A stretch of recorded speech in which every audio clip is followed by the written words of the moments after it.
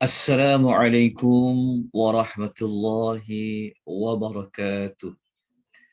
Alhamdulillahi rabbil alamin wassalatu wassalamu ala asyrafil anbiya'i wal mursalin wa ala alihi wa sahbihi ajma'in. Asyhadu an la ilaha illallah wahdahu la syarika lah wa asyhadu anna Muhammadan abduhu wa rasuluhu. Allahumma salli wa sallim ala nabiyyina Muhammad wa ala alihi wa sahbihi wa man tabi'ahum bi ihsanin ila yaumiddin, amma ba'd. Sidang jemaah sekalian, tuan-tuan dan puan-puan rahimani wa rahimakumullah. Alhamdulillah, pada malam ini kita dapat meneruskan pembelajaran memahami ayat-ayat Al-Quranul Karim yang bertemakan, yang berkaitan dengan perumpamaan yang mana kita telah menyenaraikan ada 66 perumpamaan yang kita akan belajar. Bukanlah bermaksud Al-Quran hanya ada 66 perumpamaan, tetapi 66 di antara yang kita akan sama-sama membincangkan dia, kemudian kita akan mencari pengajaran, seterusnya kita menyenaraikan apa tindakan yang perlu kita lakukan daripada permisalan, perumpamaan yang Allah nyatakan. Jadi malam ni kita nak belajar perumpamaan nombor berapa? Okey. Malam ni insya-Allah kalau tuan lihat pada senarai semak, malam ni kita nak belajar perumpamaan yang keempat. Ya, perumpamaan yang keempat, bilangan yang keempat, iaitu ayat yang ke-74 yang berada pada muka surat yang ke-11 berkaitan dengan kisah qalbu, cerita tentang hati manusia yang sangat keras. Siapakah manusia yang mempunyai hati yang sangat keras? Keras seperti apakah diumpamakan hati tersebut? Maka malam ini kita akan mendapatkan jawapan lanjutnya pada ayat yang ke-74 yang berada pada suratul Al-Baqarah, surah yang kedua. Muslimin dan muslimat rahimani wa rahimakumullah, baru sebentar tadi saya ada mengedarkan nota untuk rujukan kita malam ni. Mohon maaf banyak-banyak kerana terlewat banyaklah, bukan terlewat sikit, terlewat banyak untuk mengedarkan nota kepada tuan-tuan dan puan-puan. Baik.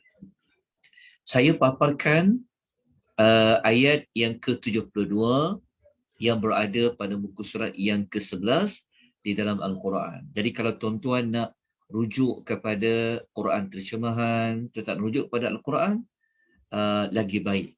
Okay. Kita bacakan ayatnya terlebih dahulu. Ayat dalam nota ini saya potong dia kepada 3 pecahan supaya kita lebih jelas untuk merujuk pada nota yang kita jadikan rujukan ini. A'udzubillahi minasyaitonirrajim. Thumma qasat qulubukum min ba'di dhalik fahiya kal hijarati aw ashaddu qaswa wa inna minal hijarati lama yatafajjaru minhul anhar wa inna minha lama yashaqqaqu fayakhruju minhul ma wa inna minha lama yahbitu min khashyatillah wa mallahu bighafilin amma ta'malun. Okay, itu adalah ayat yang ke-74. Okay, langkah yang kedua, kita lihat terjemahan ayat ini yang mana Allah menyebutkan dengan dimulakan thumma, kemudian. Okay, Allah kata kemudian. Ini bermakna ada sesuatu yang telah berlaku sebelum ayat 74 ni ada sesuatu yang telah berlaku. Selepas peristiwa itu berlaku, baru Allah menerangkan apa yang jadi. Lepas tu dia ada perkataan kemudian, sesudah itu. Okey, apakah peristiwa tersebut? Sebentar lagi kita akan sebutkan. Allah kata, kemudian sesudah itu, qulubukum, qulubukum, hati kamu ini, mim ba'di dzalika, sesudah itulah. Kemudian sesudah itu hati-hati kamu, fahiya kal hijarah, menjadi keras, kal, seperti, hijarati, seperti apa? Seperti batu. Hijarah adalah batu. Au dekat sini dia tidak terjemahkan atau. Kita dah belajar dah sebelum ini pada ayat perumpamaan yang sebelum ni kita ada sebut, kalau kita jumpa perkataan au atau, dekat sini dia diterjemahkan bukan bermaksud atau. Walaupun au kat sini adalah atau, tapi diterjemahkan dengan bahkan, asyaddu qaswah, bahkan lebih keras lagi. Okay, maknanya Allah bagi tahu ada hati-hati kamu menjadi keras, seperti kerasnya itu dimisalkan seperti batu. Sebab semua orang kalau sebut batu mesti akan kata ia adalah benda yang keras. So batu tu keras. Okay. Apa yang keras seperti batu itu? Iaitu qulubukum, hati-hati kamu. Bahkan ada yang lebih keras lebih lagi daripada batu. Okay, kita lanjutkan lagi. Kemudian Allah menyatakan, sekeras-keras batu ini pun kata Allah, antara batu-batu itu ada yang yatafajjar minhu. Daripada batu-batu itu, walaupun dia batu, tapi ada air-air sungai yang boleh mengalir, boleh terkeluar daripada batu-batu itu. Sekeras batu ni pun air boleh mengalir daripada batu-batu itu. Jenis batu yang kedua, ada pula antara batu itu dia pecah, terbelah. Kalau yang pertama tadi, air boleh mengalir di batu-batu itu. Okey. Ada yang kedua, batu tu sendiri dia pecah, terbelah, lalu keluar daripada batu itu mata air di antaranya. Jenis batu yang ketiga pula kata Allah, ada batu-batu ini yang dia jatuh ke bawah. Kenapa? Min khasyatillah, kerana dia takut kepada Allah. Kita kadang-kadang berjalan, tengok ada batu besar jatuh. Siapa yang tolak? Tapi ada jenis batu yang walaupun dia berat, dia keras, tapi dia boleh jatuh ke bawah kerana takutkan Allah Azza wa Jalla. Okay. Daripada ayat yang potongan ayat daripada wa inna minal hijarah ni, kita akan menemui ada 3 jenis batu. Cuma dekat nota ni saya tersalah tulis ni sekejap ya. Ini kan saya betulkan sekejap. Ni saya tersalah tulis kat sini. Okey, saya betulkan dah. Cuba tuan tengok. Okey, nanti dekat nota tu tolong betulkan. Okey. Di sini notanya. Okey, tuan nampak jenis batu. Maknanya ada 3 jenis batu yang walaupun kerasnya batu ini, tetapi batu-batu ini masih lagi boleh menjadi lembut dengan air yang dapat mengalir, terpancar air itu keluar daripada batu-batu itu. Ada yang batu tu memang terbelah keluar air. Dan ada batu-batu ini yang jatuh ke bawah kerana takutkan Allah. So ada 3 jenis batu. Kemudian Allah menutup ayat yang ke 74 ini dengan Allah memberitahu bahawasanya apa pun yang terjadi kepada kamu ni, apa yang berlaku kepada hati kamu, Allah mengatakan wa mallahu bighafilin amma ta'malun. Sedangkan Allah sekali-kali tidak lalai daripada apa yang kamu kerjakan. Ya, Allah memberitahu bahawa tindakan yang kamu buat disebabkan hati-hati kamu yang keras seperti batu ini atau lebih keras daripada batu ni, apa saja tindakan kamu buat, Allah Maha mengetahui. Tiada yang Allah tidak tahu. Maknanya Allah bagi tahu apa tindakan yang kamu lakukan, kamu buat, Allah Ta'ala akan memberikan penghisapan. Ia akan dihisap di hadapan Allah wa Jalla. Okey. Kalau kita baca terjemahan, sedikit sebanyak kita senang nak faham lah ayat nombor 74 ni. Jadi untuk lebih faham, seperti disiplin kita, bukan sekadar baca terjemahan, mungkin terjemahan kita ni betul, sebab ayat ni mudah je nak faham, tapi untuk kuatkan lagi makna ayat ini, maka kita kena merujuk kepada tafsiran ayat. Maka kita kena bukalah kitab-kitab tafsir. Apa maksud ayat ini? Okey, saya bawa tafsiran ringkas sahaja. Jadi untuk faham ayat ni, mari kita tengok tafsiran ayat dia. Okey, kalau kita merujuk tafsiran ayat, saya kemukakan tafsiran ayat yang dilakukan oleh Al-Imam Ibn Kathir. Okay, Ibn Kathir dia kata begini. Dia kata, firman Allah Subhanahu wa Ta'ala ini, maknanya ayat 74 ni, kata Ibn Kathir, adalah sebagai celaan dan kecaman terhadap Bani Israel. Oh, barulah kita faham sedikit sebanyak ayat 74 ini, mereka yang Allah maksudkan dalam ayat itu, hati-hati mereka ini adalah orang-orang Yahudi, iaitu di kalangan Bani Israel.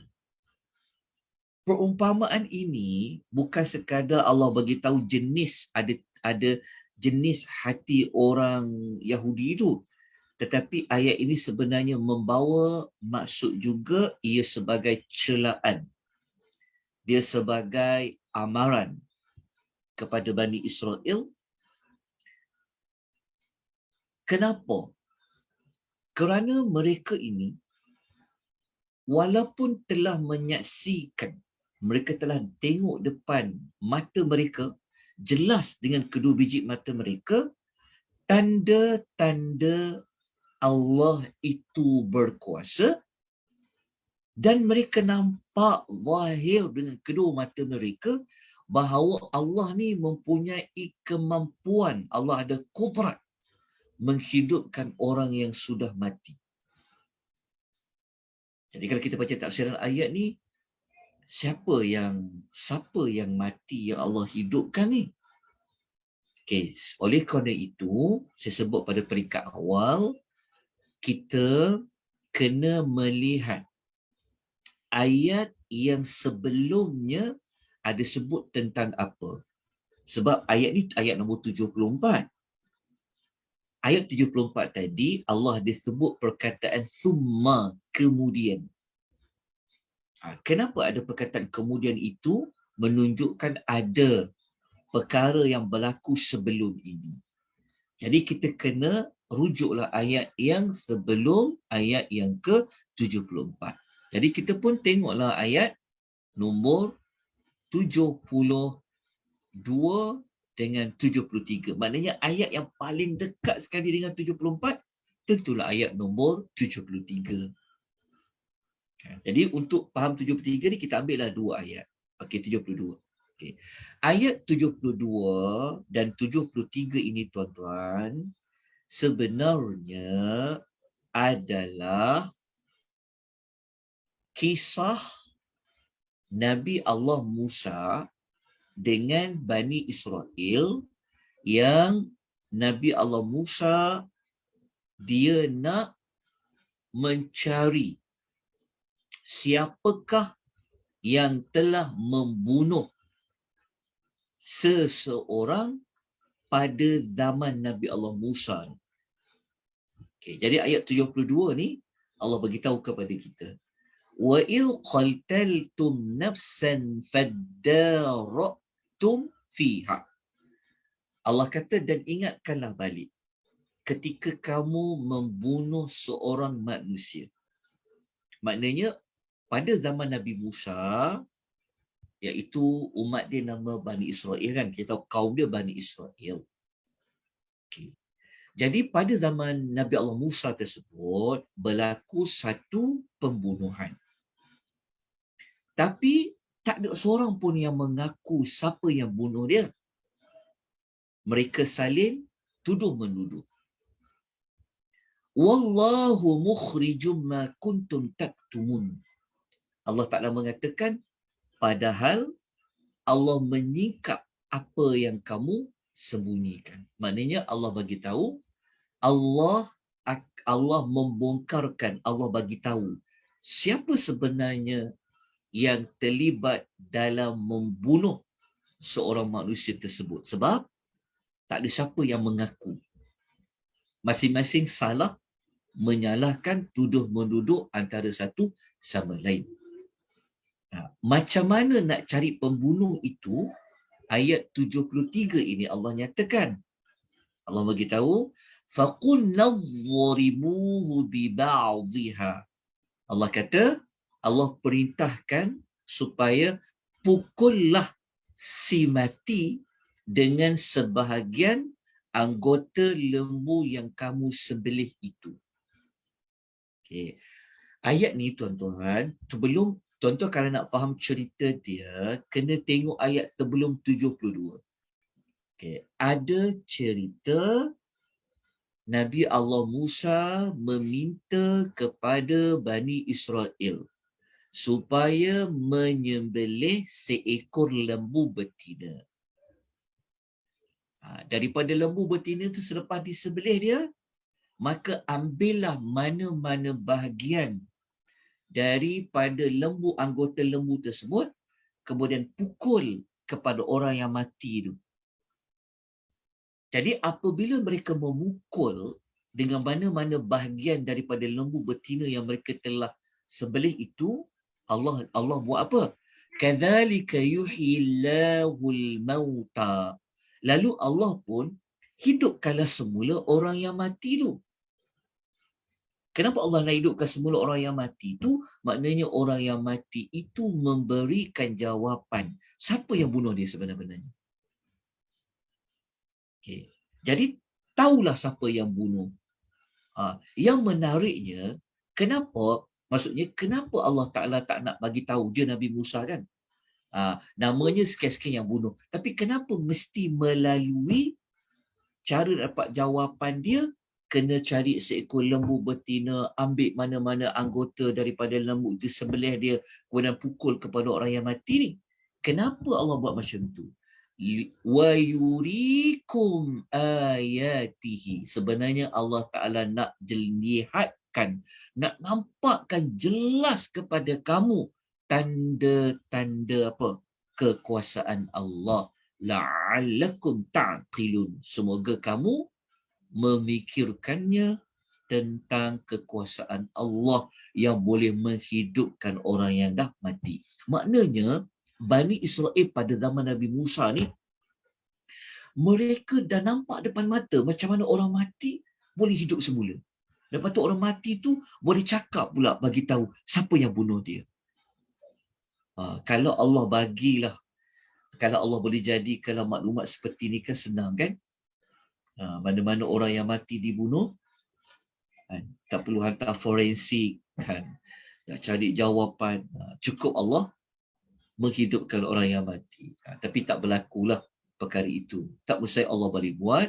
Tapi ini antara yang orang-orang Bani Israel nampak pada ketika itu. Okay. Selepas ayat 72 ni, 73 ni, barulah Allah sebut perumpamaan tadi.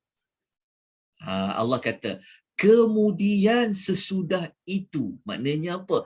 Setelah berlakunya kamu melihat kedua mata kamu macam mana orang yang mati tu boleh hidup, boleh bercakap, Allah Ta'ala kata, kamu ni bukan nak berubah, tetapi hati kamu ni menjadi keras seperti batu. Maknanya, Bani Israel ini, dia tetap tak nak berubah untuk menjadi benar-benar beriman kepada Tuhan ni.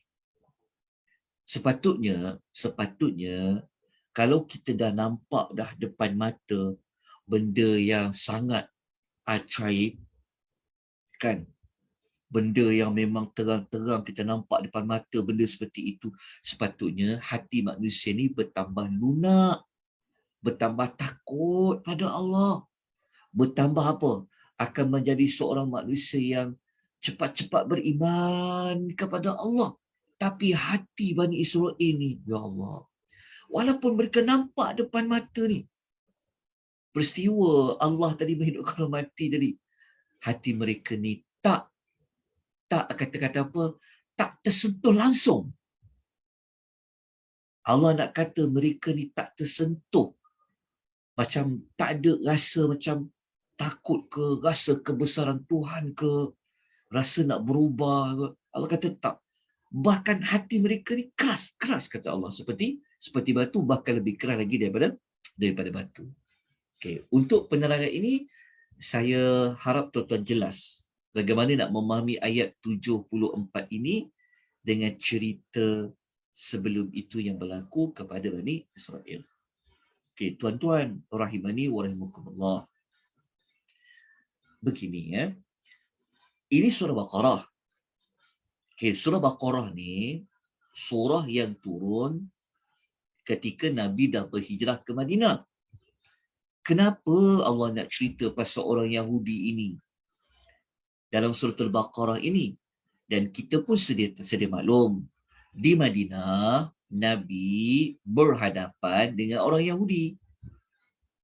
Jadi cerita hati yang keras ni Allah nak bagi tahu, wahai orang Yahudi Madinah, korang ni, perangai korang ni, kan, sama macam nenek moyang kamu yang terdahulu. Kan, nenek moyang kamu ni pada zaman Nabi Musa ni, inilah cerita dia. Sekian. Allah datangkan kisah hati-hati orang-orang Yahudi. Jadi orang Yahudi mereka tak boleh nak sangkai lagi lah. Maknanya orang Yahudi di zaman Nabi SAW yang duduk kat Madinah tu, mereka tak boleh lagi nak belagak, mereka tak boleh lagi nak menunjuk mereka ni hebat, mereka tak boleh lagi nak memperkecilkan Nabi Muhammad. Kerana Nabi Muhammad ni Allah bagi tahu dia cerita tentang nenek moyang mereka. Katakan Nabi Yusuf pun Nabi Allah bagi tahu pada Nabi Muhammad. Nabi Musa pun Allah Taala bagi tahu. Macam mana Muhammad ni tahu cerita sebelih lembu betina tu? Inilah yang Allah nak menunjukkan kerasulan Nabi SAW. Okey. Jadi kita dah dapat makna ayat ini secara ringkas. Kemudian Allah Taala nak menempelak orang-orang Yahudi ni tentang hati-hati mereka ni. Okey, harap tuan-tuan tahu kan perbandingan di antara hati orang Yahudi seperti hati orang Yahudi dengan batu. Jadi contoh benda yang keras sudah pastilah batu. Jadi Allah memisalkan hati orang-orang Yahudi ini seperti batu, bahkan lebih keras daripada batu. Okay. Kalau kita baca ayat tu, dia terjemahkan bahkan, atau ni dekat sini, atau ni dia terjemah sebagai bahkan. Boleh juga ada pentafsiran mengatakan bahkan.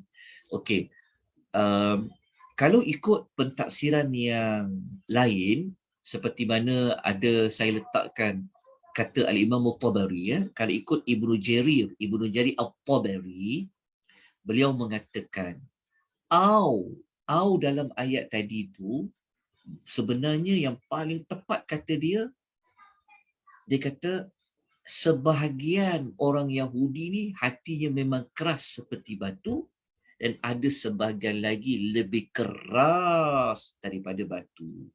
Maknanya kalau mengikut pentafsiran Jarir Al-Tabari, dia mengatakan seperti tak semua orang Yahudi tu hatinya lebih keras daripada batu. Tapi semua hatinya keras macam batu. Tapi ada yang tidak lebih keras pada batu. Tapi keras macam batu sudah pasti. Maknanya ada sebahagian yang tahap dia keras seperti batu.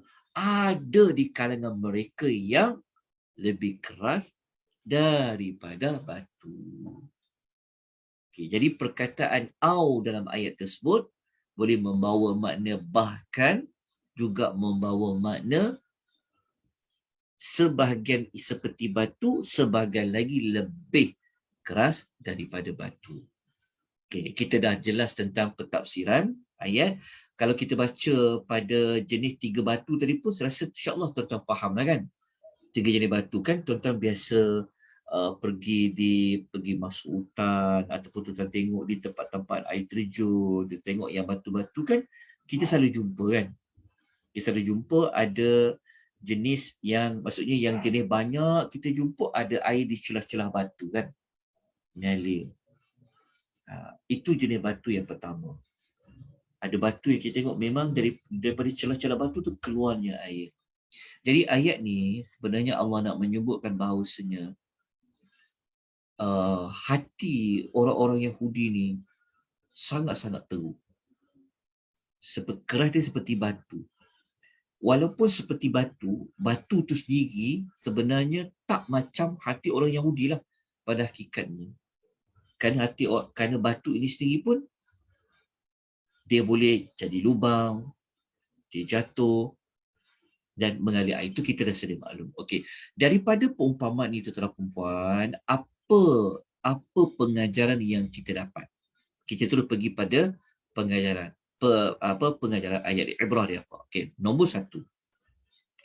Pengajaran ayat dia nombor 1, ayat ini apabila kita kaitkan dengan orang Yahudi, ingat kita sudah sebut tadi kan, munasabah maksudnya penyebutan kisah hati orang-orang Yahudi ni sebenarnya Allah ceritakan ini sebenarnya adalah kisah nenek moyang Bani Israel kan. Bani Israel Nabi Musa tu kan menjadi nenek moyang kepada orang-orang Yahudi yang ada di Madinah.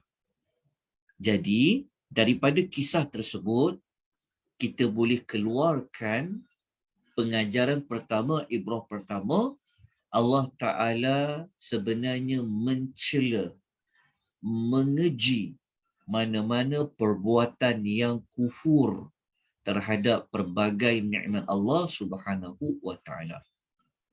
Kenapa kita kaitkan dengan kufur kepada nikmat Allah?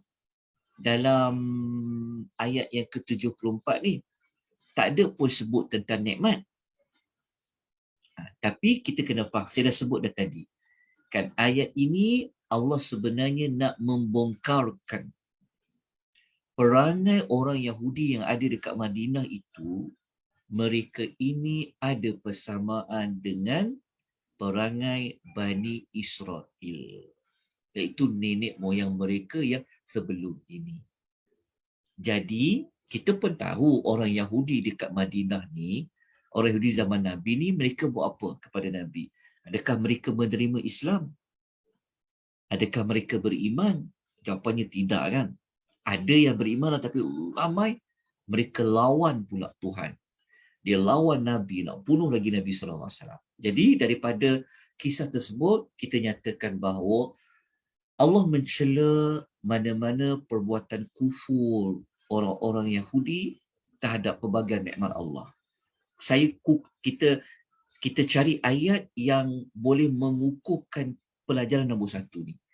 Pelajaran 1 ni kita tengok dalam ayat nombor 47 surah Al-Baqarah. Dalam surah Al-Baqarah ayat nombor 47, Allah ada mengingatkan Bani Israel tentang macam-macam nikmat yang Allah bagi kepada mereka. Allah kata, ya Bani Israel, uzkuru ni'mati allati an'amtu alaikum. Wahai Bani Israel, ingatlah nikmat-nikmatku yang aku telah kurniakan kepada kamu. Wa anni faddaltukum 'alal 'alamin. Dan sesungguhnya aku telah berikan pelbagai keistimewaan kepada kamu melebihi semua umat yang lain. Ayat ni lah sebenarnya yang menunjukkan orang Yahudi ni. Sebab tu orang Yahudi ni kadang-kadang dia berbangga dengan dia tu seorang Yahudi. Kerana memang pada zaman Nabi Allah Musa tu, pada zaman dulu memang Bani Israel ni, bukan Nabi Musa sajalah, maknanya Bani Israel ni satu bangsa yang Allah bagi macam-macam nikmat pada mereka. Jadi dia ada kaitan dengan orang Yahudi yang ada pada zaman Nabi. Jadi apabila kita kaitkan orang Yahudi ni dengan nenek moyang mereka, maknanya orang Yahudi ini mereka mewarisi nikmat-nikmat, mereka pernah menjadi satu bangsa, satu manusia, kumpulan manusia yang Allah bagi pelbagai nikmat. Nabi dan Rasul yang paling banyak Allah hantar kepada siapa? Bani Israel. Nikmat tu Rasul tu. Kan? Lepas tu banyak lagi nikmat-nikmat yang lain. Jadi daripada adanya kenyataan bahawa memang Allah telah bagi banyak nikmat kepada orang Yahudi ni, tetapi nikmat tu tak mendatangkan kesan pun kepada orang Yahudi ni. Sepatutnya kalau dah dapat banyak nikmat, syukurlah. Syukur kepada Allah ini dibuktikan dengan terimalah Nabi Muhammad tu sebagai seorang Rasul. Kan, beriman pada dia. Kan, beriman kepada hukum hakam yang Nabi SAW telah sampaikan. Tapi diorang tak nak. Tak nak mengiktiraf, tak nak membenarkan, mengakui kerasulan Nabi Muhammad ni. Jadi apabila mereka tidak mahu mengakui, tidak mahu beriman, sedangkan beriman, mengakui termasuk bukti mensyukuri akan nikmat Tuhan. Sepatutnya apabila Tuhan dah bagi banyak nikmat, dah berjasa banyak dah, sepatutnya terima kasih. Terima kasih Allah tu kenalah buat sesuatu yang menggembirakan pihak yang memberi nikmat tersebut. Sebab itu kita kaitkan dengan pelajaran nombor 1 tadi. Jadi, kenapa mereka tak nak beriman? Kenapa mereka tidak mahu mengakui Nabi Muhammad ni seorang Rasul, bahkan mereka nak lawan lagi Rasul tu? Kerana hati-hati mereka ini keras seperti batu. Okey, pelajaran nombor 2. Orang Yahudi ni, kita dapat belajar dekat sini, manusia yang paling keras hatinya. Betul, orang Yahudi dia sanggup bunuh orang. Orang Yahudi dia tak ada belas kasihan sebenarnya. Kan, macam di Palestin kita tengok kan. Ada di kisah apa yang berlaku kepada orang-orang Palestin, penduduk asal Palestin. Dia tak kisah. Hati orang Yahudi ni adalah manusia yang paling keras hatinya. Quran sebut tadi tu. Kan? Kal hijarah. Kenapa kita kata hati? Kerana memang ternyata dalam ayat tadi, memang kita dapat mengetahui orang Yahudi ni orang yang hatinya paling keras. Au asyaddu qaswah tadi. Okay. Tuan-tuan, yang ketiga, pelajaran ketiga, kita dapat pelajaran nombor 2 tadi, memang kita dapat fakta dia, orang Yahudi ini hatinya apa? Hatinya sangat keras. Kerana Allah mengumpamakan hati mereka seperti batu. Pelajaran yang ketiga kita dapati, hati orang Yahudi ini pula ada juga yang lebih keras lagi daripada batu. Itu dia, sebenarnya kita ulang kembali je apa daripada ayat tadi. Cuma saya letakkan ini macam ni. Kita kalau ya ini sekadar cadangan daripada pihak kita. Kalau kita belajar tadabbur, kita nak faham satu ayat, kita dah faham ayat Quran ni, kita kena buat apa? Jadi mestilah kita kena cari pengajaran dia. Jadi pengajaran ayat yang kita nak senaraikan itu sudah pastilah mesti ada kaitan dengan ayat tersebut. Jadi keluarlah pengajaran 1, pengajaran 2, pengajaran 3. Nampak macam sama je. Tapi memang itu pengajaran dia pun. Jadi apa yang kita dapat belajar malam ni? Kita dapat belajar ni malam ni pelajaran yang ketiga. Oh, hati orang Yahudi ni bukanlah manusia yang paling keras hatinya. Bahkan hati mereka ni keras. Lebih keras daripada batu. Kenapa Tuhan kata mereka lebih keras daripada batu? Lebih keras daripada batu. Okay. Kerana begini. Kalau kita baca ayat Quran kan, batu yang keras ni pun, kita ambil contoh gunung. Gunung batu tak? Gunung kan keras kan? Terdiri pada batu-batu kan? Gunung ni yang keras tu, dia pun takut dengan ayat-ayat Al-Quranul Karim. Dia boleh jadi hancur gunung. Dia keras. Keras kan? Batu-batu kan? Tapi gunung tu sekeras macam mana sekalipun, dia boleh hancur dengan ayat-ayat Al-Quranul Karim. Seperti mana dalam suratul Hasyr ayat nombor 21. Kita biasa dengar ayat ni. Lau anzalna hadzal Qur'ana ala jabal. Allah kata sekiranya kami menurunkan Al-Quran ini ke atas sebuah gunung, nescaya engkau akan melihat gunung itu khasyi'an mutasaddi'an min khasyatillah. Kau akan lihat gunung itu tunduk dan hancur. Kenapa? Kerana takut kepada Allah.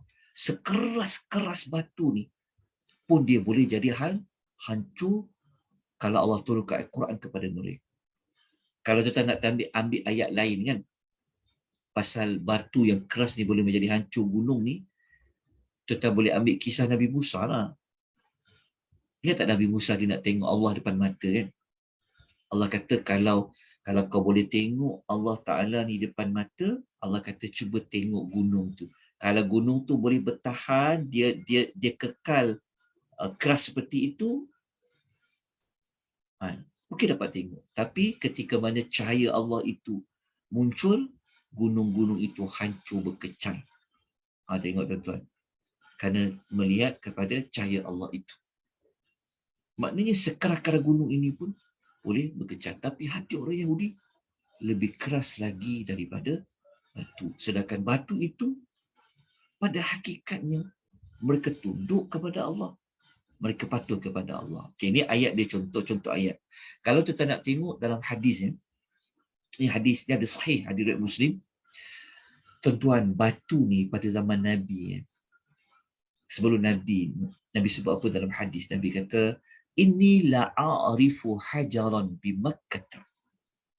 Nabi kata sesungguhnya aku kenal, aku tahu ada sebuah batu tu dekat Mekah. Yang ada sebuah batu ni, kana yusallimu alayya. Dia ni selalu bagi salam kepada aku sebelum aku diutuskan menjadi Nabi.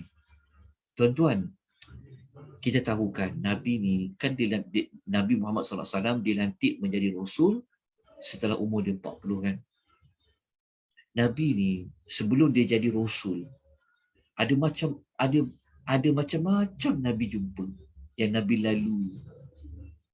Ini menunjukkan bahawa tanda-tanda awal lah bahawa Nabi ni seorang yang mulia. Maka antara benda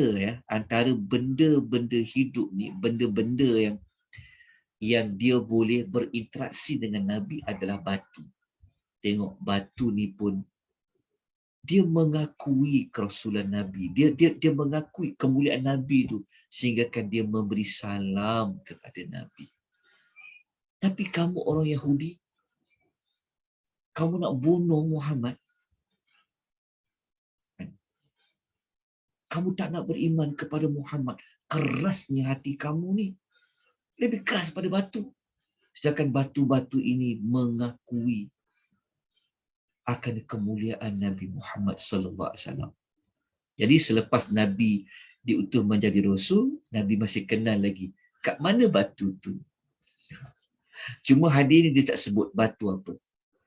Ada para ulama kata macam batu Hajar Aswad lah, wallahu alam. Batu apa tak diketahui. Tapi memang berlaku dalam hidup Nabi batu ini memberi salam kepada Rasulullah sallallahu alaihi wasallam. Muslimin dan muslimat rahimani wa rahimakumullah. Pelajaran yang keempat yang kita dapat belajar di sini, ini kita nak menunjukkan bahawa kenapa Allah Ta'ala datangkan contoh batu yang mengalir air kan, boleh terbelah kan. Ini menunjukkan kepada kita batu itu adalah benda. Okay, benda-benda di alam ini semuanya mengakui kebesaran dan keagungan Allah.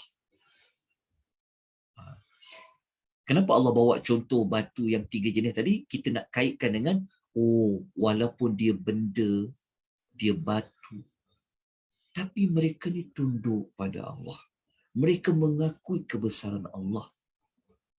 Maka nak kuatkan pelajaran nombor 4 ni, kita kaitkan dia dengan ayat ini. Ini adalah surah Al-Isra, ayat nombor 44. Ayat ni tuan-tuan, jelas menunjukkan tak ada makhluk Allah yang ada di bumi ke, di langit ke, semua mensucikan Allah dengan bertasbih. Ini ayatnya. Bayangkan, 7 lapisan langit, 7 lapisan bumi, dan sekalian makhluk yang ada pada langit dan bumi ini, mereka buat apa? Tusabbihu. Mereka sentiasa bertasbih bagi Allah. Kita tahu kan bertasbih ni membawa makna apa? Membersihkan Allah, menyucikan Allah daripada sebarang sifat lemah, sebarang sifat kekurangan. Lepas tu Allah bagi tahu. Allah bagi tahu, wa in min syai'in illa yusabbihu bihamdih.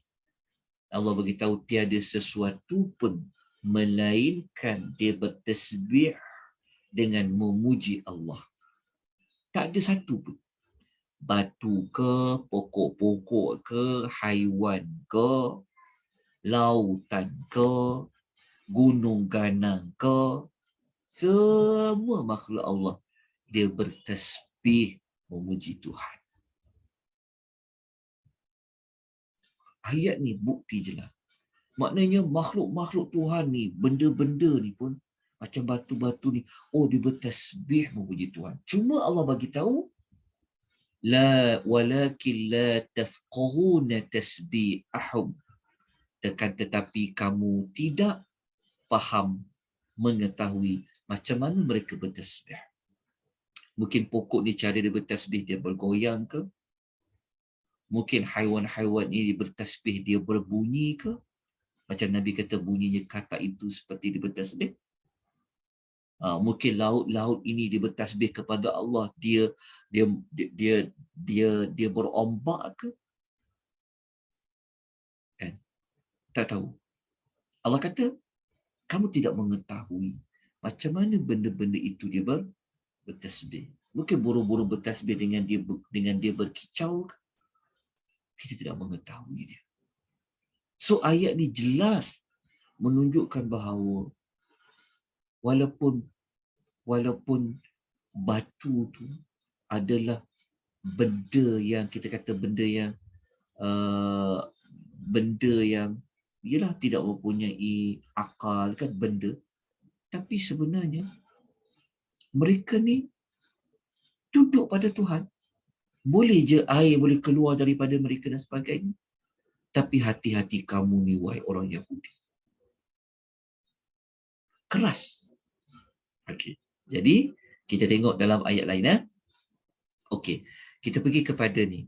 Kita pergi kepada pelajaran nombor 5. Pelajaran nombor 5 malam ni kita dapat belajar tanda kecelakaan seseorang itu di dunia ke di akhirat adalah bergantung kepada hatinya. Jadi kalau orang hatinya keras, itu tanda dia hidup dalam keadaan mendapat kecelakaan. Kenapa?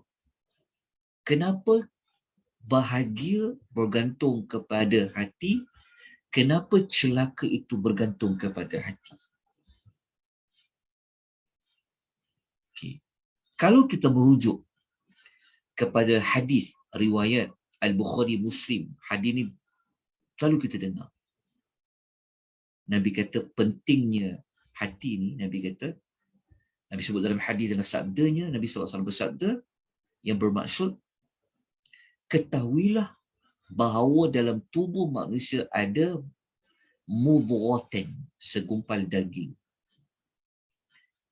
Ada segumpal daging. Jika baiklah tubuh dia. Jika rosaklah dia, maka rosaklah tubuh dia. Maka Nabi mengatakan, ianya adalah apa? Wahiyal qalb, iaitu itu adalah hati. Maknanya kalau hati itu baik, baiklah semua anggota lain. Kalau hati itu buruk, buruklah semua anggota lain. Jadi kalau hati dah keras, so akan jadi apa? Kalau hati ni dia rasa keagungan Allah, so mulut pun akan ikut hati ni mengagungkan Allah, betul tak? Kalau hati ni dia takut kepada Allah, maka tangan ni akan buktikan ketakutan dia kepada Allah. Mulut dia pun takut untuk buat sesuatu, berkata sesuatu yang Allah Ta'ala murka. Jadi tu pada hati. Kalau hati ni dia memang ikhlas, maka tangan tu akan tunjukkan keikhlasan dia. Mulut tu akan tunjukkan keikhlasan dia. Tapi kalau hati ni dia dah rosak, maka amal-amal tu juga nanti akan menjadi dosa. Tapi kalau hati tu dah mati, hati tu dah keras, macam mana? Ini pentingnya hati tu. Okay, kemudian kita tengok lagi. Ada ayat Quran, saya nukilkan dekat sini, surah Al-Isra ayat nombor 72, yang mana Allah mengatakan, وَمَنْ كَانَ فِي هَذِهِ الْأَعْمَى فَهُوَ فِي الْآخِرَةِ أَعْمَى وَأَضَلُّ السَّبِيلَ. Sesiapa yang berada di dunia ini buta mata hatinya, maka di akhirat juga lebih tepat lagi jalannya. Menunjukkan bahawa hati ni, kalau dia dah mati, dia dah buta, akhirnya keras, maka nanti dia tak dapat faedah, membawa kebinasaan dia nanti di hari akhirat. Dia tak nampak dah jalan nak ke syurga tu. Baik, kita lanjutkan lagi. Ada hadis lain, cuma hadis ini setelah diteliti, hadis ini dia lemah dan dia dhaif. Tapi hadis dhaif ni ada sebahagian dari para ulama hadis mengatakan kita boleh guna dalam nak memberikan motivasi. Kita boleh guna sebab dia bukan hukum hakam, tapi dia untuk memberikan nasihat, memberi motivasi tu boleh digunakan, yang mana diriwayatkan bahawasanya Nabi SAW bersabda, wa inna ab'adan nasi minallahi alqalbul qasi. Sesungguhnya orang yang paling jauh dari Allah adalah orang yang berhati keras, orang yang punya hati yang keras. Qasi itu kan yang qaswah tadi tu, hati yang keras. Sebab hati yang keras ni, macam mana dia nak membesarkan Tuhan? Macam mana dia nak beriman? Macam mana dia nak ada perasaan takut kepada Allah? Dia tak ada dah. Nasihat tak mau dengar, ancaman-ancaman yang datang dia tak ambil kisah sebab hati dia tak berfungsi. Okay. Muslimin dan muslimat rahimani wa rahimakumullah. Kita tutup pengisian kita pada malam ini dengan apa yang kita kena buat. Kita dah tahu beberapa pelajaran, maka apa kita kena buat? Maka yang kita kena buat, ya ini saya sekadar mendatangkan contoh ya tuan-tuan perempuan. Tuan-tuan perempuan boleh senaraikan lagi tindakan apa nak buat setelah kita faham. Nombor satu, sudah pastilah kita tak nak ada sikap macam orang-orang Yahudi. Kita tak nak. Kita tak nak jadi manusia yang hati ni menjadi keras.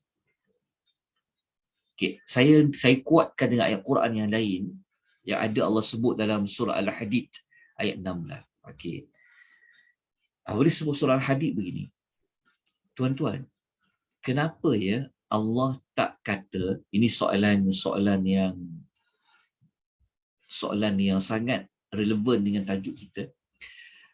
Kenapa Allah tidak umpamakan hati orang Yahudi ni macam besi? Besi keras tak tuan-tuan? Sebab besi boleh dilenturkan macam Nabi Daud melenturkan besi. Okey, jazakillah khairan. Kenapa Allah tidak gunakan pemisalan hati keras ini seperti besi? Kerana besi ini kita boleh bakar dia kan. Kita boleh musnahkan besi itu, kita boleh bakar dia akan jadi lembut. Kita boleh buat jadi sesuatu ukiran, sesuatu bentuk, sesuatu bekas-bekas kan besi. Maknanya besi ni boleh dibakar akhirnya terkesan.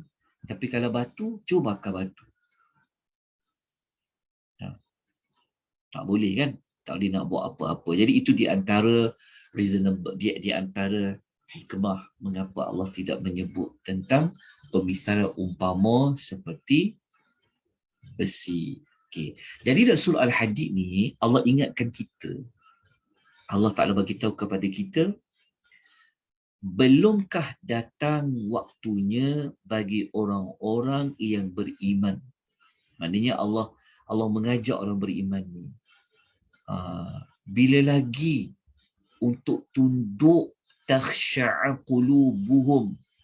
Allah kata tak sampai lagi ke waktu untuk kamu tunduk hati kamu ni mengingati Allah dan kepada tunduk hati kamu ini pasrah terima kebenaran yang telah turun kepada mereka.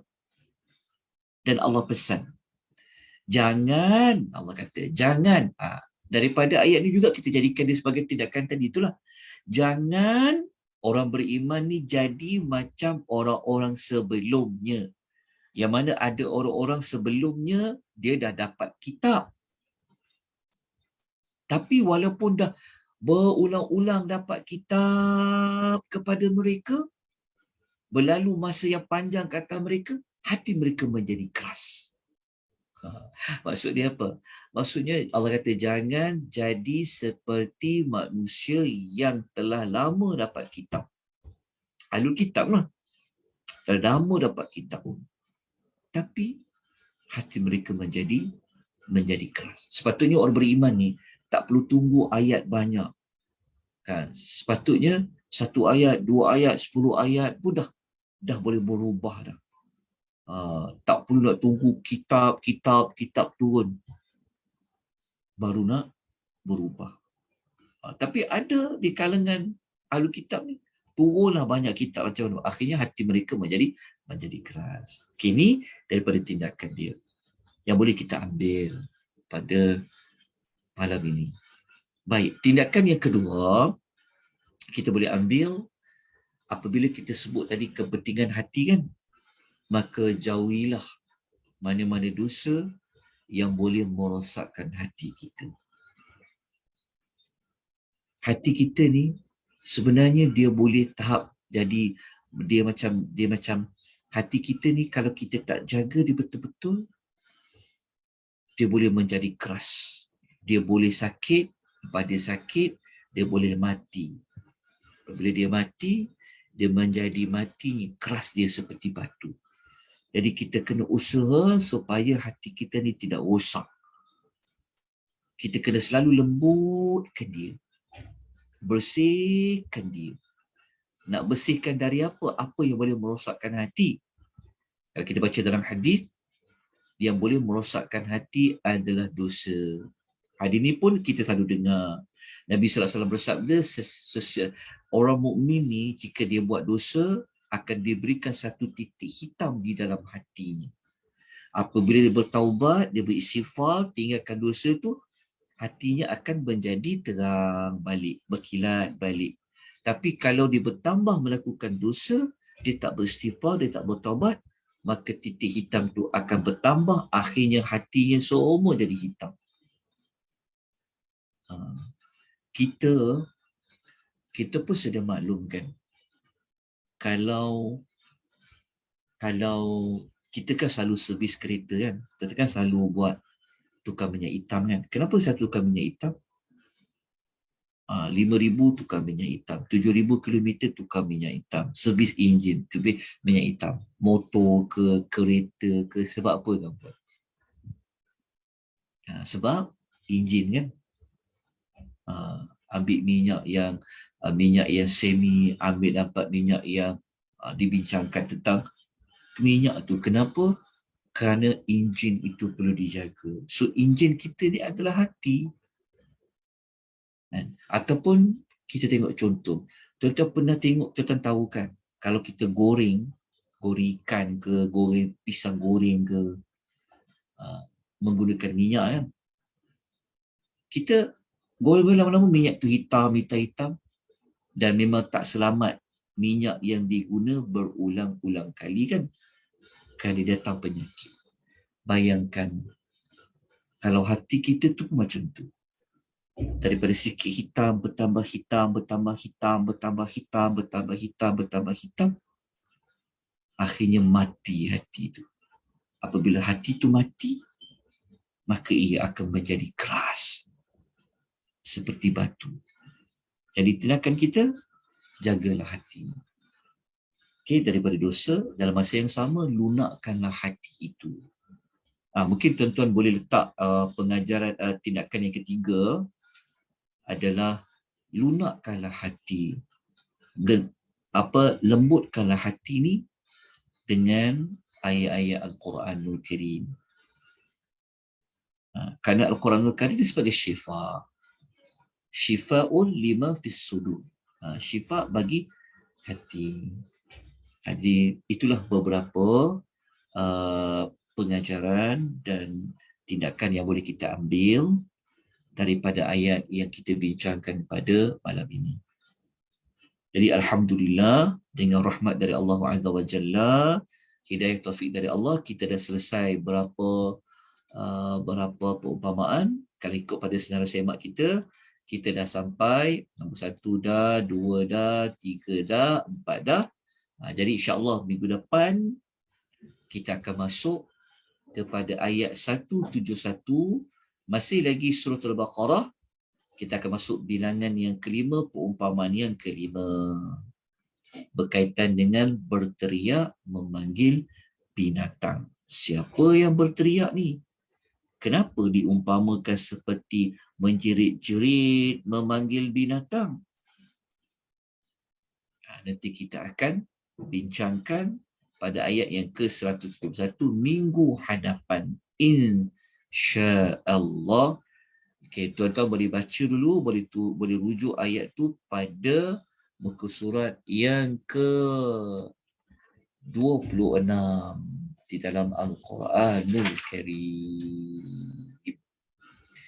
Itulah yang dapat kita pelajari secara ringkas pengisian ayat-ayat perumpamaan di dalam Al-Quran. Saya buka, kalau ada soalan dalam puan, ada pertanyaan. Ataupun nak Assalamualaikum buat Ustaz. pertambahan. Waalaikumsalam warahmatullahi wabarakatuh. Silakan Puan. Tadi Ustaz cakap kan kalau kita bakar besi dia jadi lembut, boleh dilentur dan sebagainya. Kalau bakar batu mungkin tak hancur. Tapi kalau di neraka, batu tu adalah bahan bakar manusia kan. Betul. Jadi maksudnya batu di neraka dia akan hancur lah. Macam mana tu Ustaz? Batu neraka. Bahan bakar orang-orang kafir ialah manusia dan juga batu, iaitu Betul, berhala. betul. Betul. Bahan bakar dia waquduhan nas wal hijarah kan. Ya. Betul. Cuma batu tu hancur, Allahu ta'ala alam. Yang tu saya tak pastilah. Tapi betul jawapan dia, batu memang menjadi bahan bakaran di dalam api neraka. Betul Puan. Okey, tak apa. Tak, maksudnya saya fikir adakah di neraka batu tu akan hancur lah. Wallahu a'lam. Yang tu saya.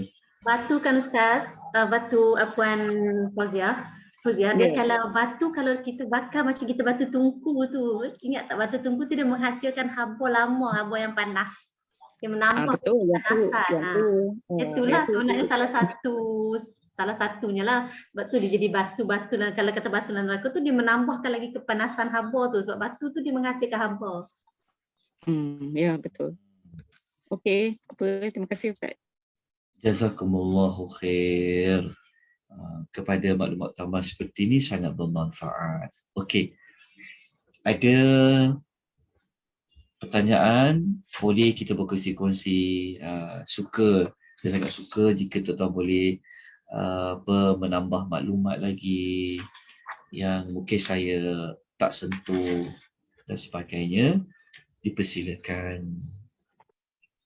Ada. Kalau tak ada, kita jumpa insya-Allah pada minggu hadapan insya-Allah ya, dengan perumpamaan yang lain. Jadi diharapkan tuan-tuan boleh dapatkan nota ringkas ya, sekadar rujukan pengajian kita secara online di link Google Drive yang ada di Telegram Akademi Tadabbur Malaysia. Terima kasih banyak-banyak kepada tuan-tuan dan puan-puan. Jazakumullahu khairah. Barakallahu fikum. Kita jumpa lagi pada kuliah yang akan datang. Aku qouli hadza wa astaghfirullahal azim. Wabillahi taufiq wal hidayah. Wassalamualaikum warahmatullahi wabarakatuh. Waalaikumsalam warahmatullahi wabarakatuh.